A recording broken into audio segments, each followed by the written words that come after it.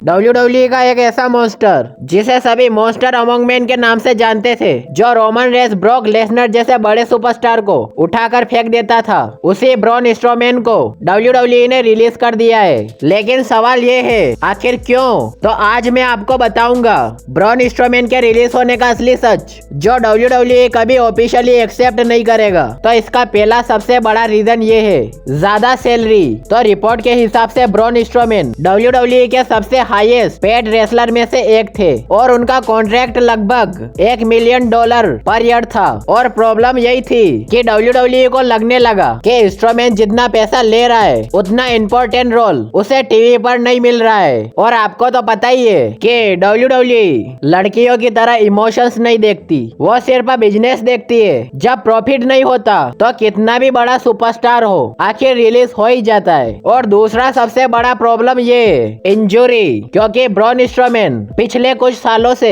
नेक और hamstring injury से जूझ रहे थे। और इनसाइडर का कहना है कि अब ब्रॉन स्ट्रोमैन की बॉडी पहले जैसी पावरफुल और फास्ट नहीं रही और मॉन्स्टर गिमिक के लिए बॉडी का फिट रहना जरूरी है, और वो भी 100%। और फिर WWE को लगने लगा कि ब्रॉन स्ट्रोमैन फ्यूचर में रिस्क बन सकता है। वही तीसरा सबसे बड़ा प्रॉब्लम ये है कि स्ट्रोमैन के लिए कोई क्रिएटिव प्लान मौजूद नहीं होना, क्योंकि WWE का फोकस अब यंग और लॉन्ग टर्म सुपरस्टार पर है, जैसे Jacob फाटू, Bron Breakker, Bronson read, और अब नए मॉन्स्टर पर इन्वेस्ट होना चाहती है। और फिर ब्रॉन स्ट्रोमैन के पास ना कोई रेसलमेनिया प्लान था और ना कोई बड़ी स्टोरी लाइन। और जब आपके लिए WWE के पास कोई स्टोरी लाइन नहीं होती है तो तुम उनके लिए एक एक्सपेंसेस बन जाते हो। और कुछ रिपोर्ट्स ये भी बोल रहे हैं कि ब्रॉन स्ट्रोमैन अपनी बुकिंग से खुश नहीं थे। और WWE में एक सीधा रूल ये भी है, अगर सुपरस्टार अपनी बुकिंग से खुश नहीं है तो कंपनी उसके साथ फ्यूचर का रिस्क नहीं लेती।